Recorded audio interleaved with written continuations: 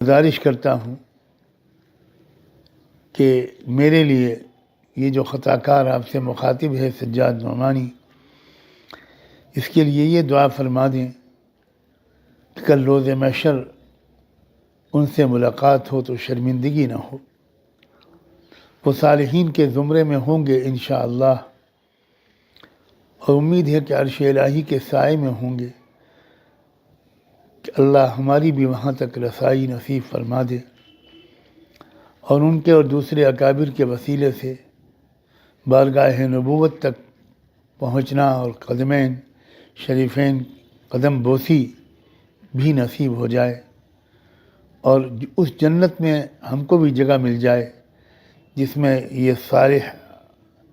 لوگ ہوں، ہم بھی وہاں ان کی زیارت سے اپنے دلوں کو منور کرتے رہیں۔ بس میں